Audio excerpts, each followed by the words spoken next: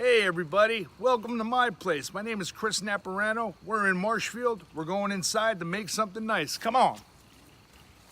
Cut. Hey, so with the farro, we have to toast some pecans. I put my pecans in a bowl. A little bit of olive oil, extra virgin olive oil, a little salt, and a little pepper. Take the lid off, I think. Yep. Little pepper, mix them up, put them out on the pan, and then in the oven. Cut. Go. After you roast your pecans, you put them in a Ziploc bag.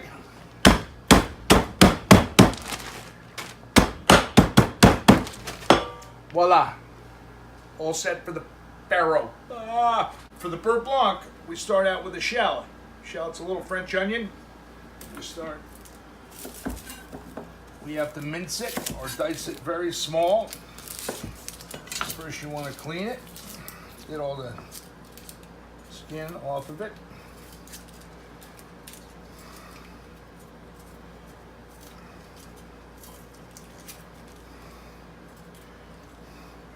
Alright, cut. Hey, so for the beurre blanc, we need the shallot. So what we do is we peel it, peel the skin off, the outer skin, and then we're going to dice it.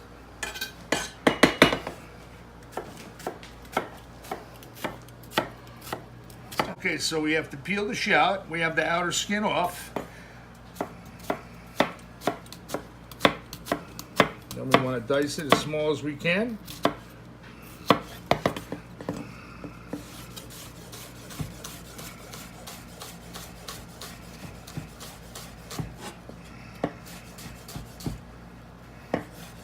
Just like that.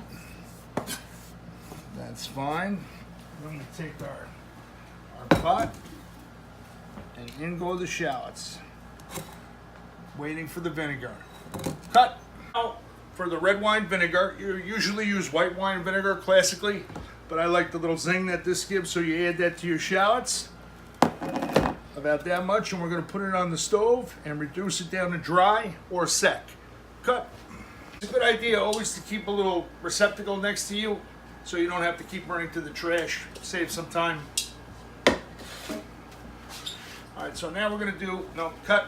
Alright, so now we're going to do a classic for a tomato. We're going to do tomato concasse. First thing you want to do is make sure your knife is sharp.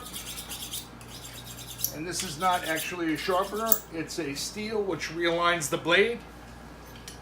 So you have your tomato. First thing you want to do is core out from the stem. Then you put a little X on the bottom. Why do you put an X on the bottom? So after you put it into the boiling water for less than a minute, you pull it out and the skin comes right off. And then we take the seeds out, so you're left with just the pulp of the tomato. Very delicious. Is that all right? Turn it off? Yeah. Tomatoes are ready to go take a dip in the boiling water. Good. So now that your tomatoes have been in the water till they cool down, you can see how easily the skin will peel off for our preparation. Cut. So here we have pearled, now cut. The light didn't go back on, so I don't think. What we have here is pearled farro, which is one of the oldest grains, and by pearled it means the husk has been removed. I like to rinse it off a couple of times, so if I have running water, I put it in the pot.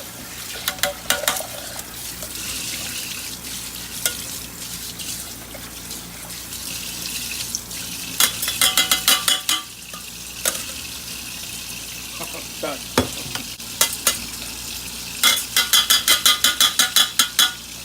Then the ratio, 2 parts water or chicken stock to 1 part farro. Cut. So now that we added the chicken stock to our farro, we have to season it. A little bit of salt, a little bit of cracked pepper. Bow, bow, bow. Then we bring it to a boil and we let it simmer for approximately 20 minutes. Cut. You ready? Yep.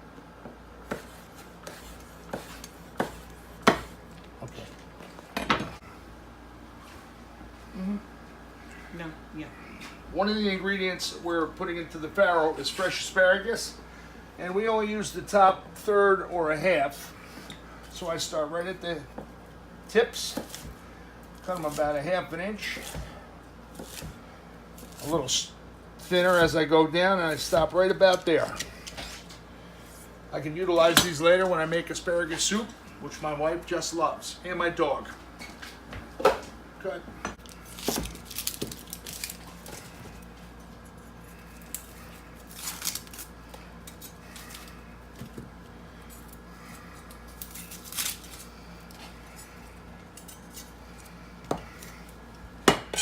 What I like to do is cut that little piece off.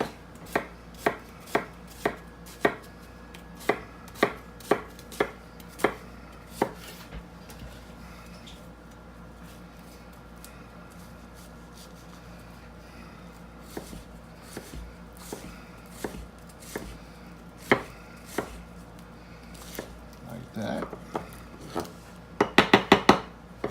You're not getting that right.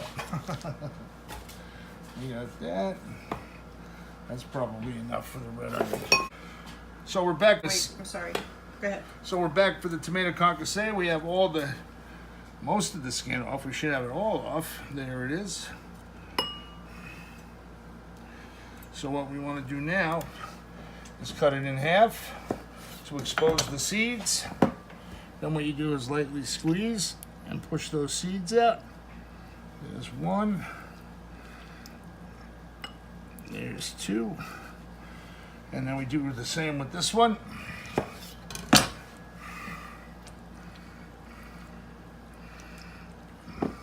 One and two. And cut.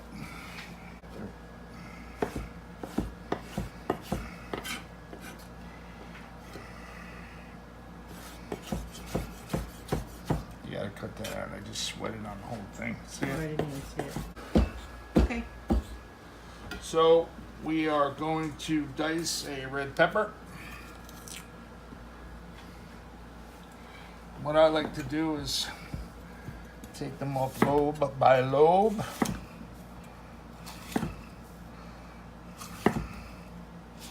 This way you get less waste, and then you're left with easier cuttable peppers.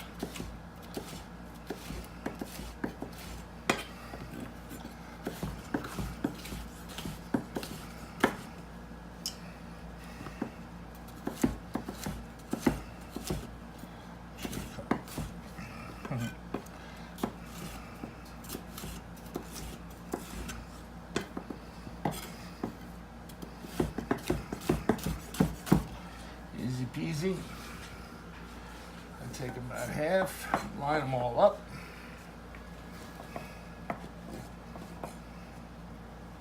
Get rid of those.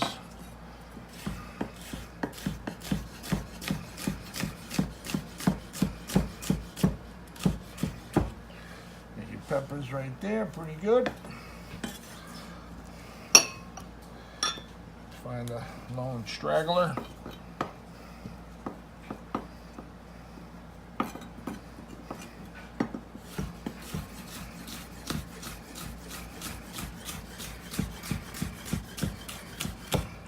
Go. I like them like that. You spend a little more time, you get a more uniform dice. But my food speaks for itself. When you taste it, you'll understand why. Okay, so now we're gonna clean a little garlic, and we're gonna mince some garlic, or even puree some garlic with the knife. Press down. I like to grab the bigger cloves to start with. Got those two right there. Put that aside. So what you do is give a little tap. Nope. Little tap. Your garlic pops right out. Boom, boom. Make sure you don't have any of the cellophane. What I initially do is just slice it up, just just so it doesn't really roll around too much when I like to add a little salt to it as a grinder. So now we add a little salt. I like to use kosher salt. And you got to keep in mind when you're adding salt to your garlic, if you're going to salt any of your other food, tread softly, taste it before you add any salt. So now we have a little salt and we have some chopped up garlic that we are going to puree on the board. And the salt acts as a grinder. It helps grind up the garlic, release a lot of the juices, oils, spreads it throughout the dish more uniformly.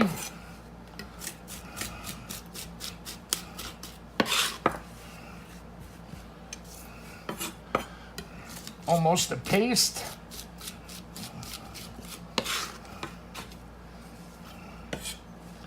One more time will be good enough for me and good enough for Master Chef. So now you get a look at that. It's glistening with all the oil. You have your salt in there and it smells amazing. Cut! So our reduction of the red wine vinegar and shallots is almost dry. Turn up the stove a little. And our farro is simmering accordingly, very nicely.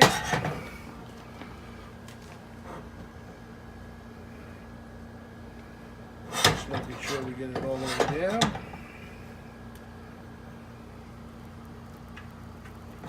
That looks good. Now I like to add cut. Now you can see that our shallots and red wine vinegar are almost dry, sec. We're going to turn it down a little bit. And now we're going to add some light cream, fresh light cream. And what will happen now is we'll reduce the cream down to a syrup with everything in there. And that uses that, well, at the end of it. So now, after the cream, we're going to reduce that down to a syrup with all our other delicious ingredients that are absorbing all the flavors. And once it gets down to the paste, that paste, we are going to slowly add our sweet cream butter, 1 room temperature cube at a time, and that's where we get the base for our butter sauce. And it's going to be delicious. So now we're going to do chiffonade basil. And what we need to do is take our basil leaves, put them all in a little bundle on top of one another. Some folks wrap them around each other. I'll use the last one, the biggest one to wrap around. Take your leaves off. I don't need the small ones, so I'll use those right now. Save those later on. So now we have our basil leaves, and I like to wrap them up in that little pouch. I get my knife, and now we make chiffonade basil. Cut it thinly against your pointer finger, if that's more comfortable. So now we have nice light aromatic basil that is going in our beurre rouge or our butter sauce.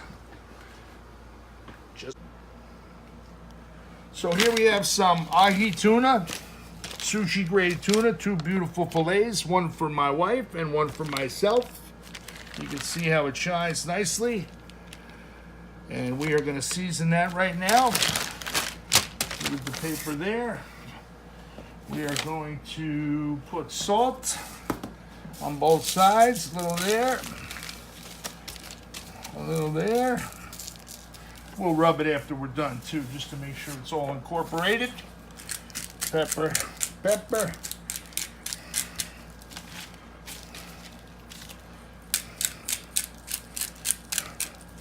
Gonna steal a little garlic paste right here for each one. Why is it on the paper and not the wood? I don't want to do any cross-contamination. Very good point right there. Now we rub this. Get it all in, all delicious. And And we are going to set this on the side until we're ready to go. Cut. We have what they call baby cucumbers. They're just smaller cucumbers. Very delicious, very crisp. I cut the ends off first. Do they have seeds? You tell me. Let's see. Let's see. Oh, very small seeds. I like that. So we're going to leave these cucumbers, the cloves. Usually I would take those out. I think I'm going to leave them in just because I like them. So now I'm just going to cut them into little cloves or half moons.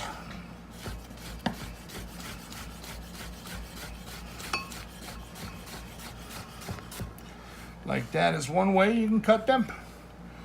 Or you can cut them like this.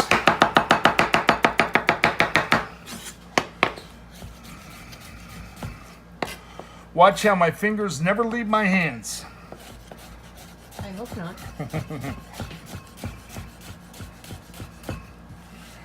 Looks nice, smells so good.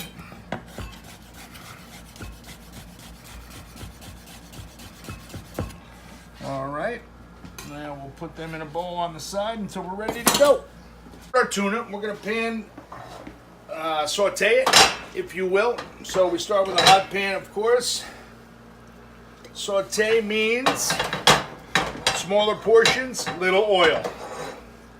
So I can see right away that it's getting hot by the legs that it leaves, if you will. It smells great. Now, you want to have that sear in there.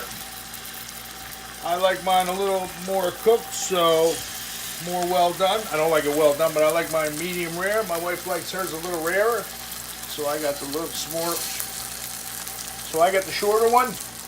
I'm going to let that go. Hey, you can stay on it for a minute.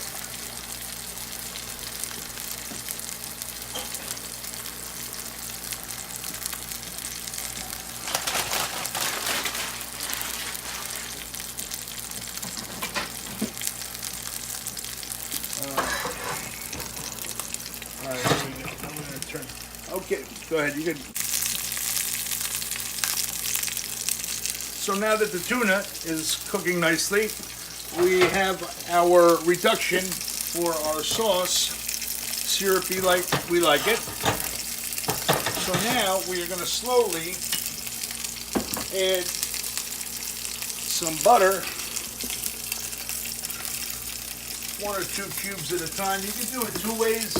You can either push it around, or like we used to do old school, is spin it around like that. It's very important that it's not too hot, because what will happen if it gets too hot?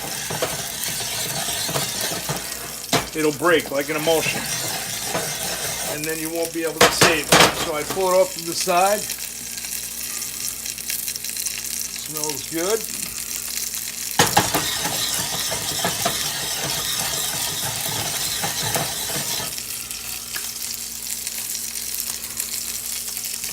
All right, you can cut.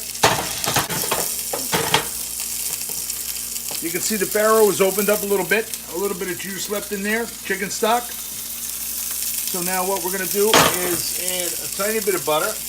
And if you don't want to use butter, you can use olive oil. But since we already have committed to some butter in our sauce, a little bit more, it's going to be okay. So I stir that in a little like that. Stay right there.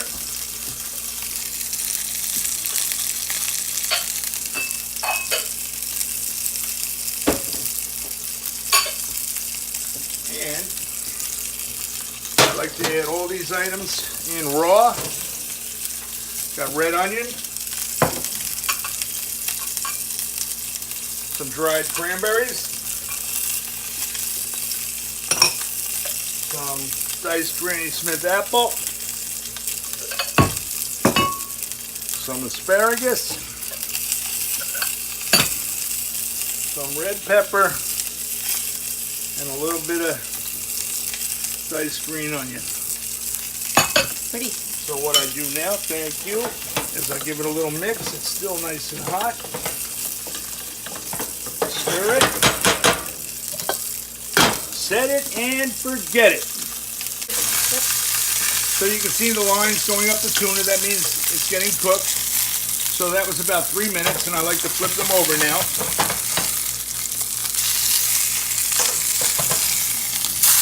They have a great sear on them. Now we're going to cook them another 2 to 3 minutes, and they should be good to go. Maybe 4. We'll see how far up the line goes. We're looking for medium rare and medium and deliciousness.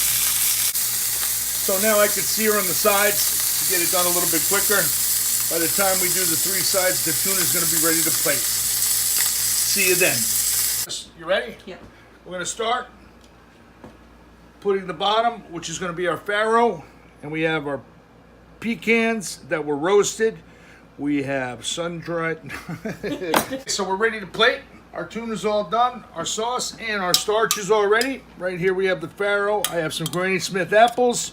We have some pecans. We have some red pepper, dried cranberries, little red onion. So we're going to put that down on the bottom.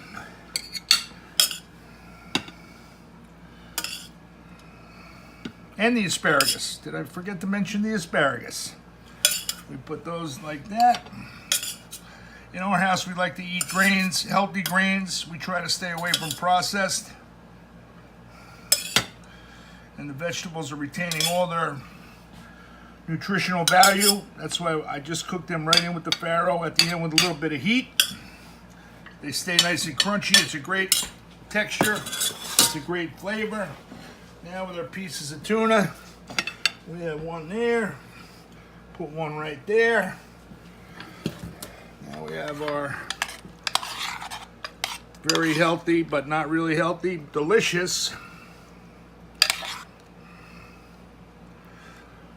Take a look at that sauce right there. How creamy it is and delicious. Not broken. It was done right. You add the butter slowly to the reduced vinegar and shallot, and you can't go wrong. I don't recommend you eating this every evening, but for a special occasion, it's probably a good treat. So now for the last. That looks good enough to eat. And one more little doodad. I'm going to stick a little piece of basil in. And like we say in Italian, buon appetito. I am your next master chef.